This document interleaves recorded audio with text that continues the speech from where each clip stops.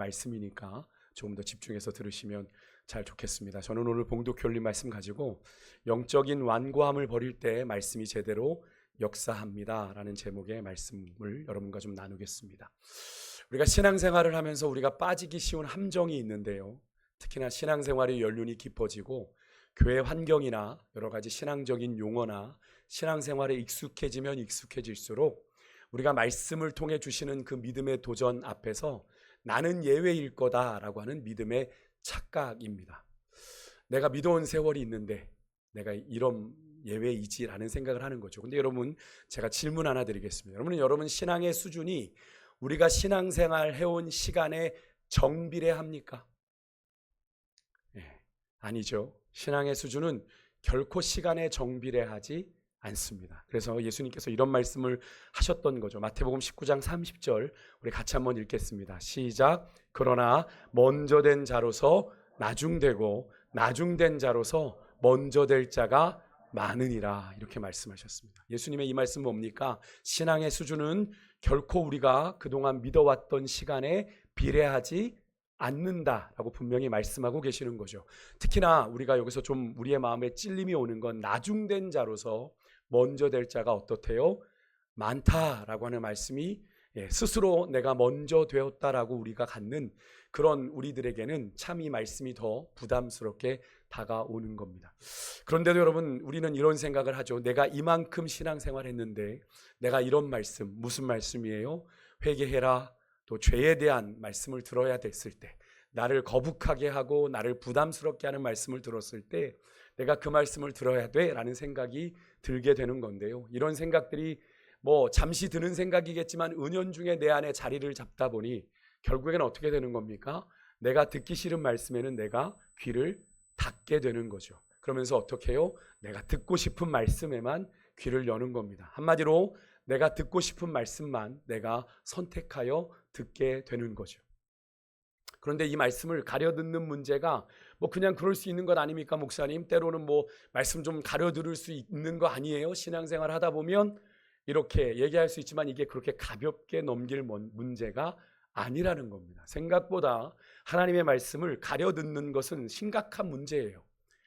성경은 이런 말씀에 대한 태도가 언젠가 우리가 신앙생활하는 가운데 반드시 찾아올 거라고 이미 말씀에 경고했습니다. 우리가 디모데후서 4장 3절과 4절의 말씀을 우리 같이 한번 좀 읽어보겠습니다. 같이 읽습니다. 시작. 때가 이르리니 사람이 바른 교훈을 받지 아니하며 귀가 가려워서 자기의 사욕을 따를 스승을 많이 두고 또 그 귀를 진리에서 돌이켜 허탄한 이야기를 따르리라. 여기에 따르리 빠졌어요. 죄송합니다. 이 컴퓨터가 이렇게 가끔 오타를 만들어. 저건 제가 수정을 할 수가 없어가지고 만들어준 대로 가져와야 돼서 자기의 사욕을 따를 스승을 많이 두고. 무슨 말씀입니까? 여기 바른 교훈은 뭐예요? 하나님의 말씀이죠. 하나님의 말씀 그대로가 아니라 뭘 원해요? 귀가 가려운 대로 내 기분과 내 취향에 맞는 말만 골라 듣고 듣기 싫은 말은 내한테서 걸러내는 때가 우리가 신앙생활 하다 보면 반드시 온다. 우리의 마음이 높아져서 하나님의 말씀 위에 내가 있는 거죠. 그래서 내가 취사 선택을 하는 겁니다. 여러분, 신명기 4장 2절에도 모세를 통해 하나님이 이스라엘 백성들에게 내가 너희에게 명령하는 말씀에 가감하지 말아라 말씀하셨거든요. 물론 이 말씀은 시내산 언약을 받은 이스라엘 백성들에게 주신 말씀이지만 그 원리는 오늘 우리에게도 동일하게 적용되는 말씀이거든요. 하나님의 말씀을 내 입맛에 맞게 더하거나 빼는 것은 결국 뭡니까? 진리의 말씀을 내 맘대로 선택하겠다라고 하는 건 말씀의 옳고 그름의 기준을 하나님이 아니라 누구에게 두겠다는 거예요? 나 자신에게 두겠다는 것이기 때문에 이게 위험합니다. 그래서 여러분, 말씀에 대한 태도는요, 신앙에 있어서 아주 중요한 잣대가 됩니다. 여러분의 신앙이 정말 건강한지를 판단할 수 있는 중요한 잣대 중에 하나가 이 말씀에 대한 여러분의 태도다라고 얘기해도 과언이 아닙니다. 오늘 여러분의 말씀에 대한 태도를 한번 점검해 보실 수 있기를 바라는데요, 이미 이 말씀의 경고를 아주 뼈저리게 경험한 사람들이 성경에 나옵니다. 여러분, 지난 주간 말씀 묵상 하셨습니까? 매일 성경 가져가신 분들요. 우리가 요즘 어디 묵상하고 있죠? 이사야 말씀 묵상하고 있습니다. 매달 가지고 계시는데 보진 않으시나 보죠? 표정들이 예, 그러신데 지난 이사야 30장에 나오는 유다 백성들의 모습이 바로 그런 모습이었습니다. 사실 지난 한 주간 우리가 묵상했던 본문이 어디냐면 이사야 28장부터 31장까지를 한 주간 묵상했는데 이 28장부터 31장까지의 이사야서의 내용은 동일한 역사적인 배경을 가지고 있어요. 한 가지의 역사적인 배경을 가지고 그것에 대해서 하나님이 이사야 선지자를 통해 유다 백성들에게 예언하신 내용이 거기에 담겨 있습니다. 무엇이냐면 주전 701년에 아수르의 사네립이 유다를 침공해 오는 사건을 배경으로 합니다. 유다를 침공해 왔으니 성전도 있는 이 유다가 어떤 선택을 해야 맞겠어요? 상식적으로는 그들이 하나님 앞에 나아가야 되는 게 맞겠죠. 근데 그들은 어떤 선택을 하게 되냐면 아수르에게 맞서기 위해서 저 남쪽에 있는 그래도 강대국인 누구를 의지했을까요? 애굽을 찾아갑니다. 애굽을 찾아가서 동맹을 맺어 이 아수르를 맞서 보려고 계획을 하는 거죠. 그래서 여러분 애굽에 동맹을 위한 사신을 보내는 이야기가 이사야 30장에 나옵니다. 하나님이 그런 유다의 모습을 보시면서 화를 선포하시는 거예요.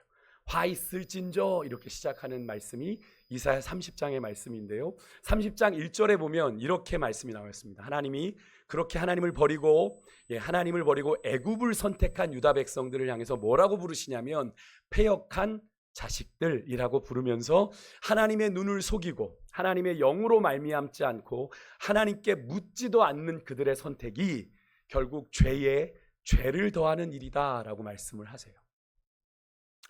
그리고 애굽과의 그 동맹이 너희들이 아주 좋은 선택인 줄 알고 선택을 내렸지만 그것이 너희에게 도움이 되지 않고 어떻게 되냐면 오히려 너희에게 수치와 모욕을 안기게 될 거다라고 이사야서는 말씀합니다.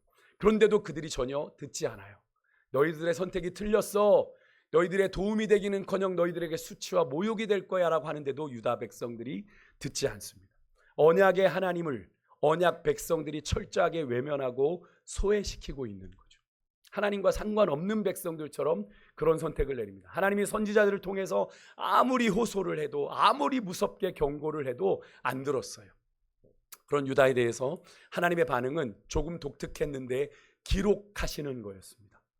그럼 이 기록이라는 것을 잘 보셔야 됩니다. 30장 8절에 보면 하나님이 독특한 행동을 명하시는데 선지자 이사야에게 서판과 책에 무언가를 기록하라고 말씀을 하세요. 네가 서판과 책을 가져다가 무언가를 기록해라. 그 내용이 무엇인지는 명확하게 성경에 나오지는 않습니다만 그 기록의 목적은 분명하게 언급이 됩니다. 왜 하나님이 이사야에게 서판과 그 책에 기록을 하라 명하셨냐면 후세에 영원한 증거로 남기기 위함입니다. 무슨 증거일까요? 유다가 하나님을 버린 증거. 아수르에 대항하기 위해서 애굽을 선택한 유다의 선택이 분명 그들에게 수치와 모욕이 될 거다라고 하나님이 얘기하셨어요. 근데 그것으로 끝나지 않고 수치와 모욕만 당하면 다행이게요. 결국에는 그들이 심판과 멸망의 길로 나아가게 되는 시작이 되거든요. 그러니까 그걸 그렇게 놓고 보면 후손들이 뭐라고 생각하겠어요? 그때 하나님 뭐 했어? 우리 하나님이시라면 하나님 뭐 했어라고 얘기할 때 그들에게 이 기록을 통해 뭘 보여주는 거예요? 하나님이 무능하셔서 그들이 그렇게 된 게 아니라 누구의 뭐 때문이에요? 언약 백성인 유다의 불신앙과 불순종 때문이라는 걸 후세들이 알도록 하나님이 기록하게 하셨다라는 겁니다. 그러니까 그들의 불순종, 불신앙에 어쩌면 너무나도 수치스러운 기록을 하나님이 남기게 하셨다라고 하는 거예요. 여러분 하나님은 이렇게 기록하시는 분입니다. 하나님은 거기다가 30장 9절에 보면 그렇게 하나님을 외면하는 유다 백성들을 향한 하나님의 평가가 이어지는데 그들을 가리켜 아까 패역한 자식들이라고 그랬잖아요. 그런데 여기 보면 패역한 백성이요 거짓말하는 자식들이요 하나님의 법을 듣기 싫어하는 자식들이다 이렇게 평합니다. 여기서 특별히 중간에 있는 거짓말하는 자식들, 삶 자체가 거짓으로 가득 차 있는 자들이란 뜻입니다. 여러분 이게 하나님의 언약 백성에게 어울리는 타이틀입니까? 아니죠. 유다 백성들이 하나님의 백성다움을 완전히 잃어버린 상태에 지금 놓여 있는 거예요. 겉으로는 그럴듯하게 하나님이 명하신 절기도 지킵니다. 종교의식도 지킵니다. 하지만 하나님을 향한 진실한 마음과 순종의 태도는 전혀 남아있지 않은 모양만, 껍데기만 하나님의 언약 백성으로 남은 유다 백성의 실체를 하나님이 보여주시는 거죠. 사실 그들은 하나님의 말씀을 원하지도 않는 자들입니다. 그런 그들의 하나님의 말씀에 대한 진심을 한번 보시겠어요? 30장 10절에 이렇게 말합니다. 우리 30장 10절 함께 읽겠습니다. 시작. 그들이 선견자들에게 이르기를 선견하지 말라.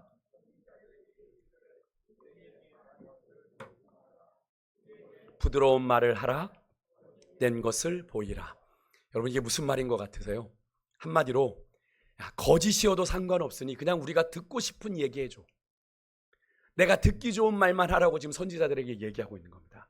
백성들이 귀에 거슬리는 말, 듣기 거북한 말, 그거 아무리 옳은 이야기여도 하지마. 하지마. 여러분, 이 말은 결국 뭡니까? 바른 길로 그들을 인도하시려는 하나님의 인도, 하나님의 말씀을 어떻게 하겠다는 거예요? 거부하겠다는 이야기입니다. 아까도 말씀드렸던 그들의 옳고 그름의 기준이 더 이상 하나님이 아니라 누구로 삼겠다는 거예요? 내가 옳고 그름의 기준이 되겠다는 겁니다. 내가 판단하겠다는 거예요. 여러분, 한마디로 하나님의 말씀을 내 기준에 맞춰서 내가 듣고 싶은 것만 듣겠다라는 이야기죠. 부드러운 이야기만 듣겠다는 거죠. 그게 나를 설령 죽인다고 해도, 그게 거짓말이라고 해도 내가 듣겠다는 거죠. 얼마나 교만하기 짝이 없는 선언입니까? 그럼 이런 유다 백성들의 결국이 어떻게 될까요?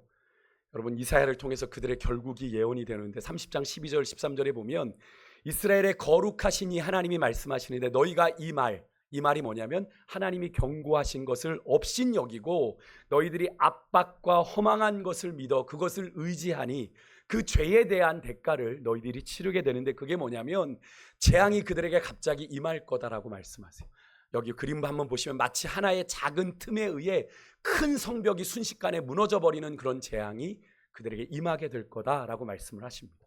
여러분, 무너지기 전까지는 성벽이 그대로 견고하게 서 있는 것처럼 보입니다만 저런 작은 틈 하나가 서서히 부풀어 올라서 모든 성벽을 무너뜨리는 그런 일들이 유다 백성에게 일어나게 될 거다. 하나님의 심판이 순식간에 몰아치게 될 거다. 너희들 정신 차려라 하시는 이야기죠. 그 결과가 이어지는 14절에 이렇게 나옵니다. 토기장이가 자기가 만든 항아리를 깨트리는데요, 조각 하나 남기지 않고 다 부숴버립니다. 여러분, 우리가 도기장 같은 데 가면 가끔 이렇게 도기의 조각을 들어서 그걸로 이렇게 물을 떠보기도 하지 않습니까? 근데 여기 이 14절에 잘 보시면 물을 뜨지도 못할 만큼 하나님이, 토기장이 되신 하나님이 그 항아리를 산산조각 내신다라는 말을 하세요. 여러분, 이게 무엇을 의미합니까? 유다 백성들을 그렇게 철저하게 부수실 거라는 거죠. 심판하시겠다는 거죠. 하나님을 멸시하고 하나님의 말씀을 거절한 유다가 처절하게 멸망을 당하게 될 것을 이야기하고 계시는 겁니다. 여러분, 이 말씀을 이렇게 제가 이사야서를 이번 주 중에 그렇게 묵상하면서 오늘의 말씀을 준비하게 됐는데요. 여러분, 저는 여기서 여러분에게 한번 질문 드리고 싶습니다. 아까 하나님께서 이스라엘 백성들의 행동을 기록하셨어요. 그죠? 후세에 남길, 후세에 기억될 그들의 행동을 기억하셨는데 여러분, 과연 그럼 우리는 하나님 앞에서 우리 자신과 여러분, 우리 교회는 어떤 모습으로 나타날까요? 주님의 그 기록에 어떻게 나타날 것 같으세요? 우리의 모습을 하나님이 어떻게 기록하실까요? 참 두려운 마음이 드는 겁니다. 그죠? 하나님이 기록을 남기실 텐데 우리가 무심코 흘려보내는 이 하루하루가 사실은 그냥 사라지고 있는 것이 아니라는 사실을 성경은 우리에게 이야기해주고 있습니다. 우리 고린도후서 5장 10절 같이 읽어볼게요. 시작. 이는 우리가 다 반드시 그리스도의 심판대 앞에 나타나게 하려 하심이니 이는 각각 선악간에 그 몸으로 행한 것을 따라 받으려 함이라. 아멘. 이 말씀은 우선 전제를 드릴게요. 구원 받는다 못 받는다 이야기를 하는 것이 아닙니다. 이 말씀은요, 이미 그리스도 안에서 구원받은 우리가 이 땅에서 얼마나 주님의 말씀에 순종하며 살았는지를 주님 앞에서 다 셈하게 된다라는 말씀입니다. 우리가 어떻게 주님의 말씀을 따라 살아왔는지를 하나님 앞에서 셈을 하게 된다라는 말이에요. 그래서 사도 바울은 그 다음 절에 11절에 우리가 주의 두려우심을 알므로 이렇게 얘기합니다. 우리가 주님, 심판장 되신 주님 앞에서는 그 주님이 얼마 두려우신지 알기 때문에 이거는 내가 구원을 잃어버릴까 두려워하는 게 아니라 나를 구원하신 주님 앞에서 합당하게 내가 살아가지 못한 것에 대한 거룩한 두려움을 말하는 겁니다. 여러분, 하나님은 우리가 주의 말씀대로 구원받은 자답게 살아가기를 원하시잖아요. 근데 그렇게 살지 못한 것에 대한 사도 바울이 하나님을 두려워함으로 내가 나를 쳐서 주님 앞에 복종시켰다라고 하는 거죠. 여러분, 우리가 그냥 하루하루 그냥 반복되는 일상을 살아가고 있는 것 같지만 오늘의 이 하루는요, 그냥 반복되는 하루가 아니라 여러분, 우리가 그리스도의 심판대 앞에서 다시 여러분 드러나게 될 하루라는 사실을 꼭 기억하고 사실 수 있기를 주의 이름으로 축복합니다. 오늘 하루쯤이야 라고 생각하지 마십시오. 제가 늘 말씀드리죠. 그리스도인의 삶은 하루살이입니다. 그죠? 하루살이에요. 내가 호흡하고 있는 순간 내가 살아가고 있는 것이지, 하나님이 나를 부르시면 우리는 내일이라도 가야 되는 존재들이에요. 그럼 하나님께 우리의 인생을 어떻게 살아줘야 될지, 여러분, 우리가 영원히 살 것 같다는 생각에, 그래도 아직 좀 남았다는 생각에 우리는 자꾸 하나님을 향한 우리의 헌신과 우리의 결단을 미룰 때가 있어요. 하나님, 나중에 할게요. 나중에 순종할게요. 여러분, 우리 나중은 늘 말씀드리지만 내일은 우리의 시간이 아닙니다. 하나님의 시간이에요. 하나님이 허락하셔야 누릴 수 있는 거죠. 신랑이다 했는데 기름 구하러 가면 어떻게 됩니까? 늦은 거죠. 여러분, 우리가 그런 마음을 가지고 오늘 하루를 하나님 앞에서 값지게 의미 있게 살아가는 하루가 되실 수 있기를 주의 이름으로 축복합니다.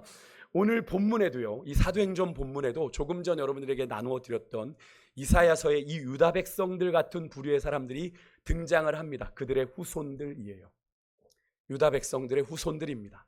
오늘 본문은 사도행전의 마지막 부분인데요, 우선 오늘 본문을 좀 살펴보면 다메섹으로 예수 믿는 자들을 핍박하러 가던 길에 부활하신 예수님을 만나죠. 내가 핍박하는 예수라 하신 예수님을 사도 바울이 만나면서 사도 바울은 특별하게 이방인의 사도로 부르심을 받아요. 열정적으로 주의 복음을 전함에 달려온 사도 바울의 사역이, 복음 전파 사역이 이제는 메인 몸으로 잡혀와 있는 이 로마 땅에서도 계속되고 있는 장면을 우리가 마주하게 됩니다. 오늘의 배경을 좀 살펴보면 사도 바울이 예루살렘에서 유대인 폭도들에게 잡혀서 가이사랴로 이송됩니다. 그곳에서 로마 총독으로 파송되어 있던 벨릭스 베스도 그리고 아그리빠 왕 앞에서 차례로 신문을 받아요. 왜요? 사도 바울은 로마 시민권자이기 때문에. 그래서 신문을 받습니다. 그런데 이제 바울이 물어보게 되죠. 너 여기서 끝낼래? 아니면 너 로마 황제까지 갈래? 로마 황제까지 가겠습니다. 의도는 다른 데 있죠. 로마 황제 앞에서 복음을 전하려는 마음이에요. 그래서 로마로 이송되게 됩니다. 이렇게 곳곳에서, 그래도 어쨌든 사도 바울이 죄가 불명하지 않더라고 하더라도 곳곳에서 이렇게 권세자들을 만나서 신문을 받아야 한다는 건 상당히 바울에게도 부담되는 일이죠. 그리고 급박한 상황입니다만 사도 바울은 그 가운데서도 복음을 전하는 열정을 중단하지 않습니다. 자신의 입장 변호를 위해서 좀 고민하는 시간도 가져야 될 것 같은데, 세상의 그 권세자들 앞에서 사도 바울은 조금도 굽힘 없이 오히려 당당하게 자신이 정말로 실제적으로 만난 예수 그리스도 그 복음의 능력을 선포하는 사도 바울의 마지막 복음 사역을 오늘 본문, 이 사도행전의 본문이 우리에게 보여주고 있는 건데요, 사실은 마지막이란 표현은 맞지 않습니다. 왜냐하면 이 사도행전의 사도 바울의 마지막이 나와요, 안 나와요? 안 나오죠. 안 나옵니다. 사도 바울의 마지막은 나오지 않아요. 그래서 우리가 사도 바울의 마지막은 기독교 전승을 좀 통해서 알아봐야 되는데, 사도 바울은 이렇게 로마에서 2년간 가택연금을 당합니다. 가택연금을 당해요. 나갈 수는 없지만 찾아오는 이들은 만날 수 있습니다. 그래서 찾아오는 이들에게 사도 바울이 2년 동안 계속 복음을 전하는 거죠. 근데 그러고 풀려나서 마게도니아에서 계속 선교 사역을 좀 더 하다가 또다시 체포되어서 로마에 수감되었다가 로마 외곽에서 참수를 당하는 기록으로 그가 마지막을 마무리하게 되거든요. 그래서 사실 오늘 우리가 읽었던 이 사도행전의 28장에 바울의 사역을 마지막으로 표현하기는 좀 그렇습니다만, 그래도 성경상의 기록으로는 마지막이기 때문에 그런 관점으로 본다면 사도 바울은 그의 인생의 막바지에 이르기까지, 그의 사역의 막바지에 이르기까지 그 어떤 것도 사도 바울의 그 복음 전파를 향한 열정을 막을 수가 없었습니다. 어떤 높은 세상의 권력자도, 어떤 위험한 세상의 위협도 도전도 그를 멈추게 할 수가 없었고요. 그런 그의 사역은 막바지에 접어들어 더욱 담대하고 거침없게 되었다라고 성경은 이야기하죠. 그의 사역을 증언하는데, 오늘 우리가 읽었던 말씀 30절 31절을 한번 같이 읽겠습니다. 같이 읽습니다. 시작. 바울이 온 이태를 자기 셋집에 머물면서 자기에게 오는 사람을 다 영접하고 하나님의 나라를 전파하며 주 예수 그리스도에 관한 모든 것을 담대하게 거침없이 가르치더라. 아멘. 여러분, 여기서 담대하게 거침없이라고 하는 이 두 단어 어디에서 나온 걸까요? 지금 바울은 외형적으로는 매여 있는 몸이고 낯선 로마 땅에 있고 언제 끝날지 모르는 재판 과정 중에 있습니다. 그죠? 운신의 폭이 없어요. 모든 것이 압박감으로 느껴질 수 있는 상황입니다. 이런 환경 속에서 사도 바울은 이렇게 담대할 수 있었던 건 그의 마음이 하나님의 말씀 앞에서 조금도 완악하지 않고 오히려 활짝 열려 있었기 때문입니다. 하나님께 모든 걸 맡긴 거죠. 열려 있으니 조금도 두려울 것이 없었던 겁니다. 여러분, 마음이 열려 있는 사람, 하나님의 말씀에 어떤 말씀이라도 말씀하십시오, 내가 순종하겠습니다라고 마음이 열려 있는 사람은 환경이 그를 가두지 못합니다. 환경을 이겨내고 오히려 환경을 극복하게 되는 거죠. 여러분, 그런데 그렇게 열린 마음으로, 하나님의 말씀에 대한 열린 마음으로 담대하게 전한 바울의 말을 정작 듣는 사람들은 다르게 반응을 했습니다.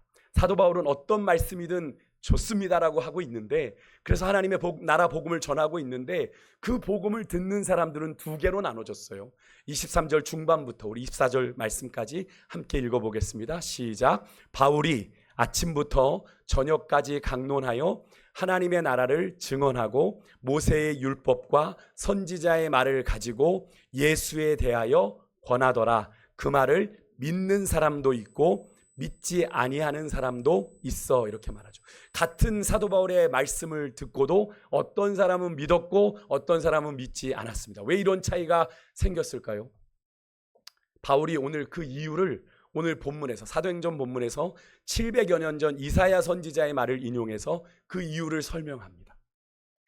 오늘 본문은 그렇게 사도 바울의 하나님 나라 선포 앞에 선 사람들의 두 가지 반응을 보여주는데, 정확히 말해서 이사야 6장 9절과 10절의 말씀입니다만, 우리가 이사야 말씀을 읽지 않고 오늘 우리가 읽었던 이 사도행전에 인용된 말씀을 그대로 한번 읽어보겠습니다. 26절 27절 같이 읽겠습니다. 시작.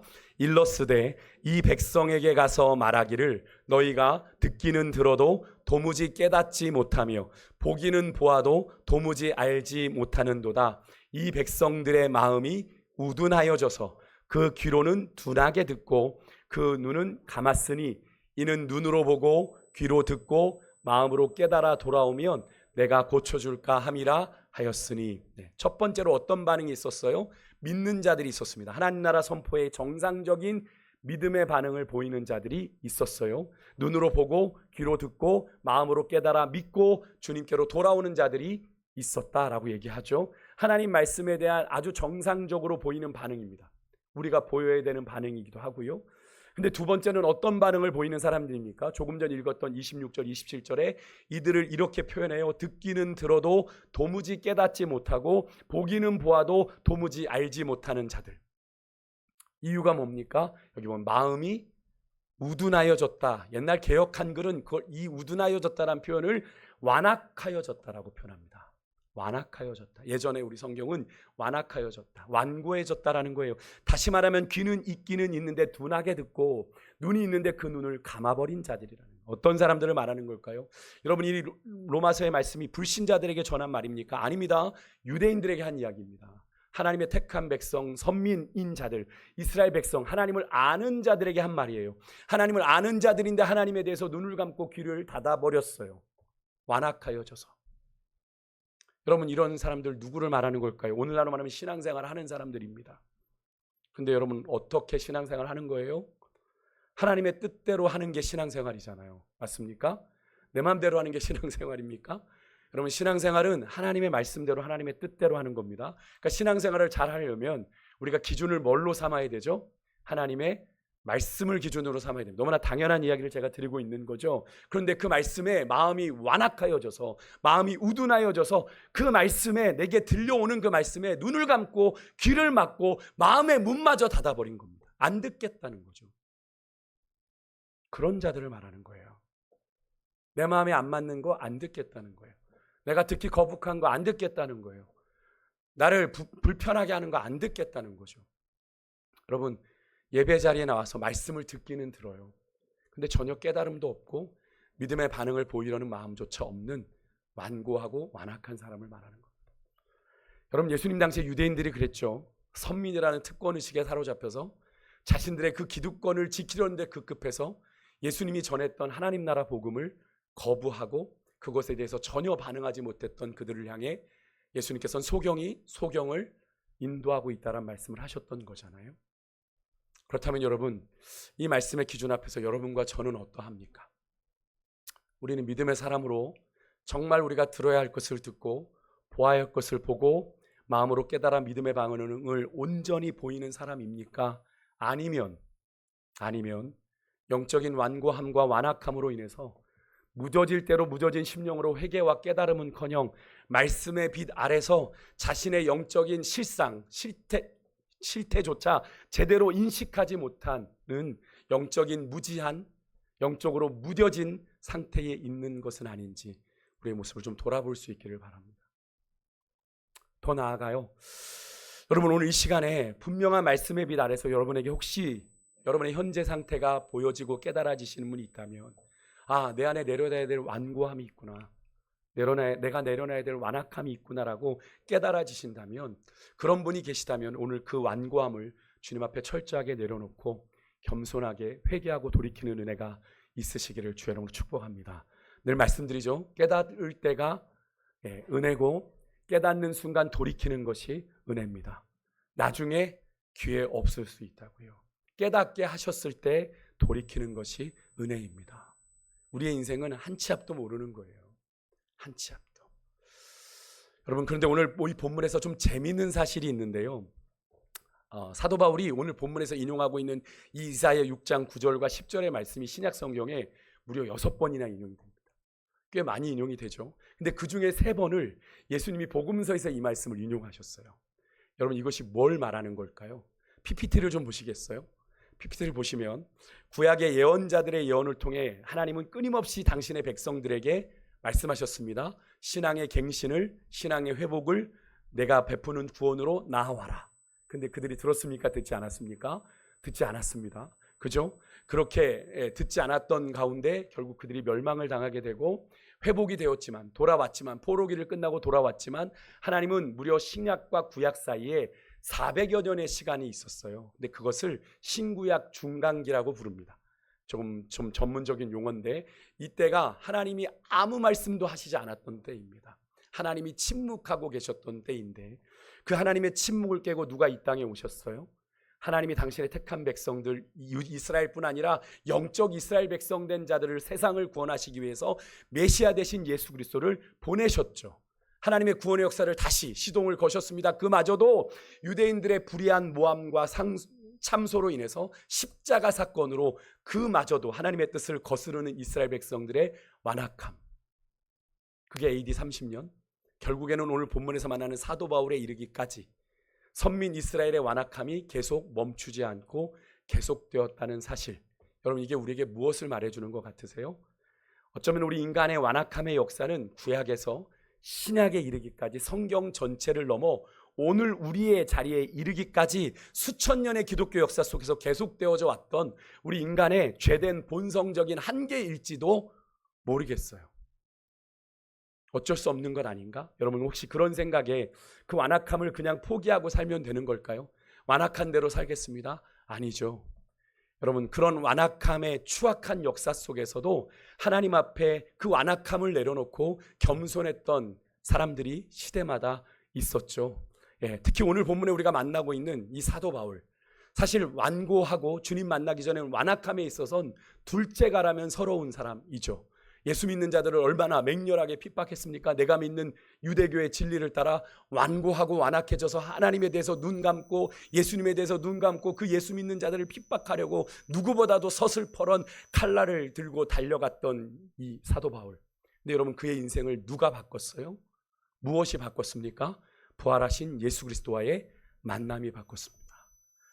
그죠? 완고함으로 완악함으로 제대로 진리를 보지 못했던 그가, 사도 바울이 부활하신 예수님을 직접 만남으로 인해서 그의 인생이 180도 변하게 되었고, 그는 매일 이런 고백을 하나님께 드렸습니다. 자신의 성정에도 여전히 죄가 있음을, 여전히 죄가 기승을 부리고 나를 곤고한 죄의 법 아래로 나를 이끌어가는 그 영적인 현실을 깨닫고 뭐라고 얘기했냐면, 고린도전서 15장 31절에 나는 날마다 죽노라. 내가 주님 앞에서 날마다 죽음을 사망 선언을 했어요. 나는 날마다 주님 앞에 죽습니다. 나는 더 이상 없습니다. 내 삶엔 주님만 있을 뿐입니다. 또 하나는 고린도전서 9장 27절에 나를 쳐서 주님께 끊임없이 복종시키는 철저한 자기 부인을 통해서 그리스도를 본받아 가기를 소망했고요. 그런 가운데 그의 인간적인 완고함과 완악함을 이겨내었습니다. 그럼 우리의 삶도 예수 그리스도로 말미암아 사도 바울처럼 철저하게 새로워지는 역사가 일어나기를 소망합니다. 우리 주님 똑같은 하나님이시잖아요. 그죠? 사도 바울이 만난 예수님, 우리가 만난 예수님 아닙니까? 그죠? 우리도 사도 바울처럼 날마다 자기를 부인하며 주의 말씀이 내 삶을 온전히 주장하시도록 겸손히 우리의 삶의 자리를 하나님 앞에 내어드릴 때, 말씀이 우리 안에 더 이상 우리의 완고함과 완악함 때문에 장애물 만나지 않고 거침없이 역사하는 그런 진정한 제자의 삶을 우리가 살아나게 될 줄 믿습니다. 그런 은혜가 저와 여러분의 삶에 일어나는, 그래서 여러분 말씀이 선포되는 대로 여러분의 삶에 이루어지는, 말씀대로 이루어지다 우리 고백하잖아요. 여러분, 우리의 불순종이, 우리의 완고함 때문에 여러분 선포되는, 여러분에게 들려지는, 여러분이 묵상하는 말씀이 100% 이루어지지 못하고 있는 거예요. 내가 그 믿음의 장애물이 되고 있는 거죠.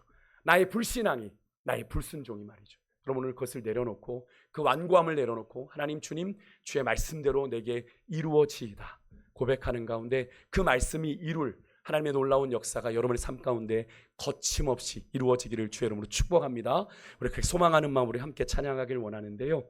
우리 주님 말씀하십니다.